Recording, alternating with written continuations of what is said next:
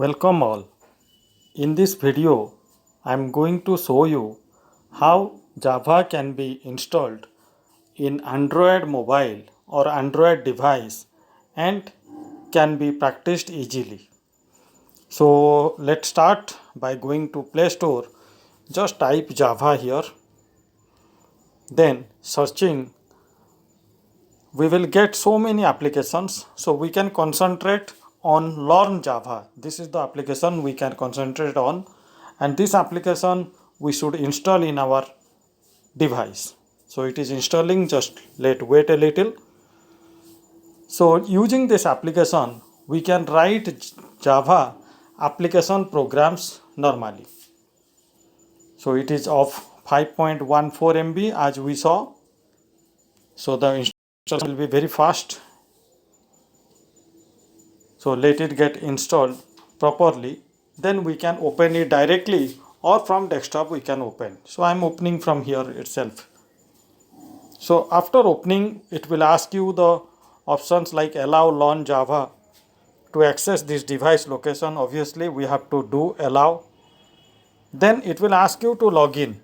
So either you can go with Google login or you can go with Facebook login. If you have account, simply click on them. So it will auto login. It won't ask you any username, password and all.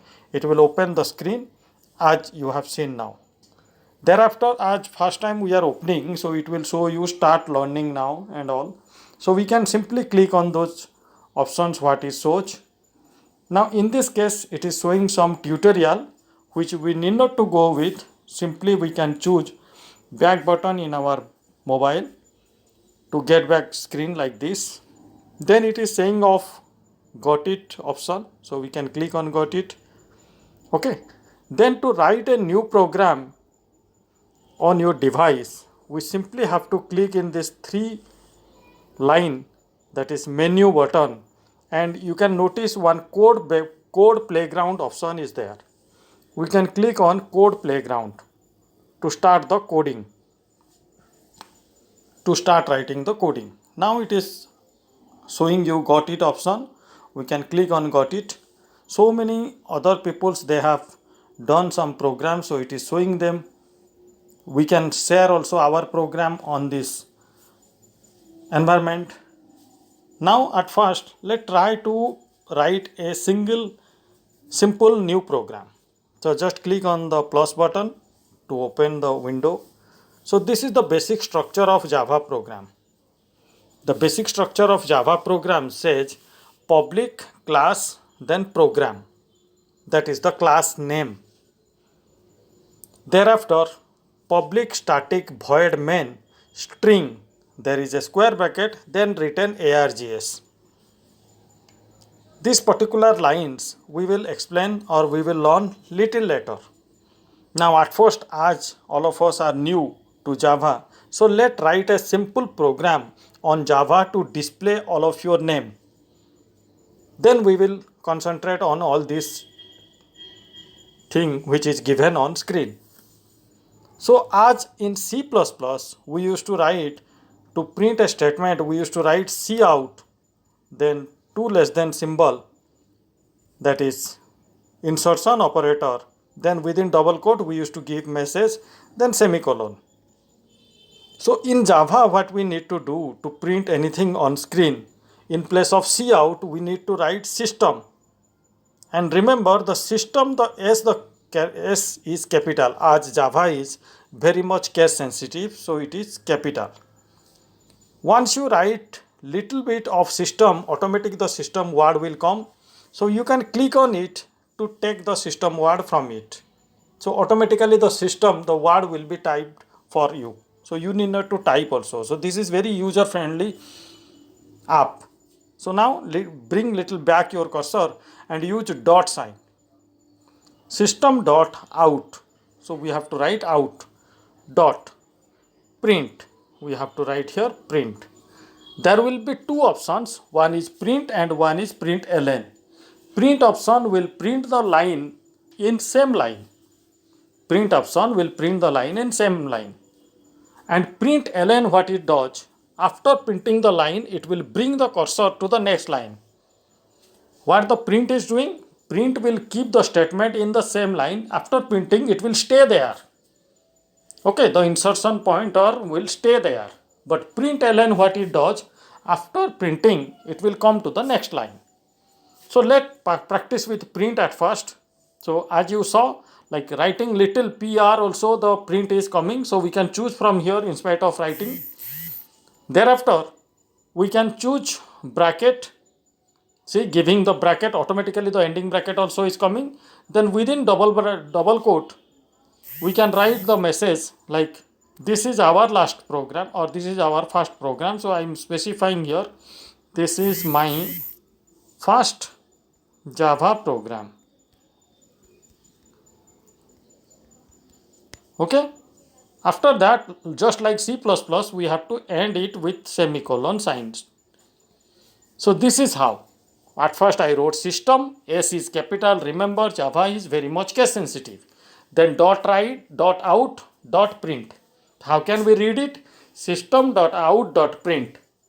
Then within double quote, within bracket obviously, we have to write the statement what we want to print.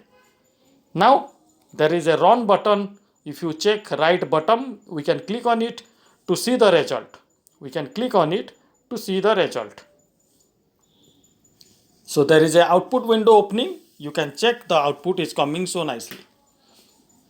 Now let me print one more line, then better you can understand. I am writing here one more line. It means another C out in place of C++. But in case of Java, we have to write system. So I am writing sys. Then system I need to choose from here. Then bringing a little back, I have to write out.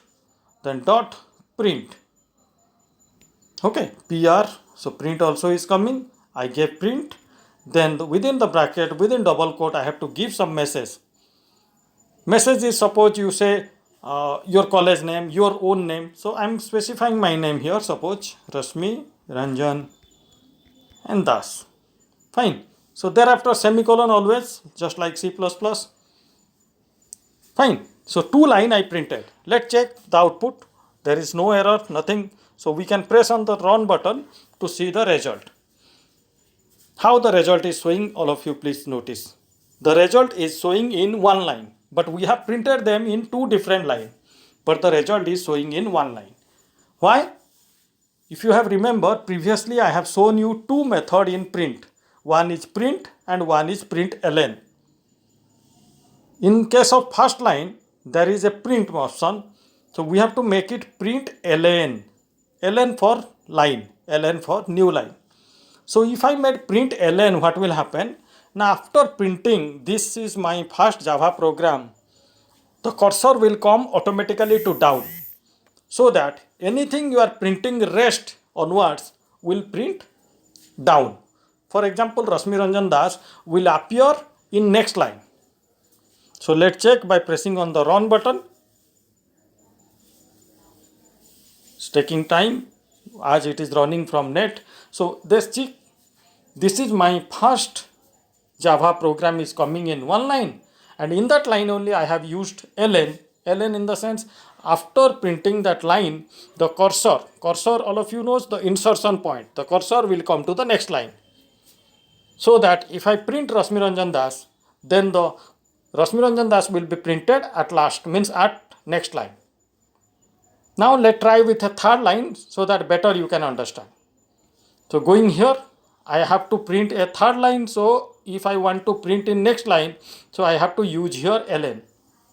So I can print here system. So I'm taking dot out dot print.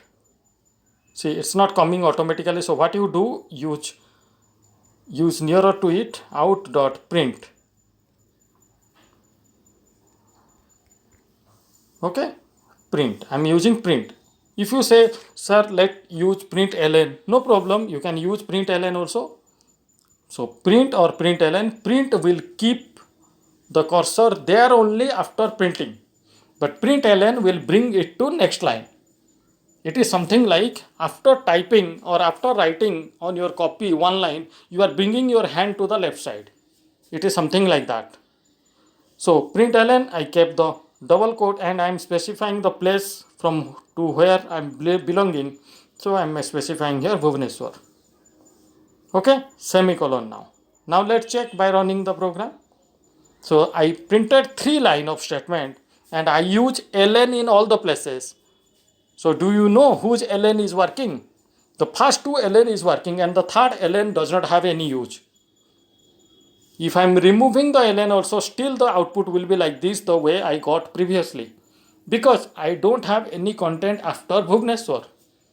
So if you keep println in place of print also does not matter. If you don't keep also does not matter if you won't require. This was our first program in Java. So hope all of you understood the concept nicely.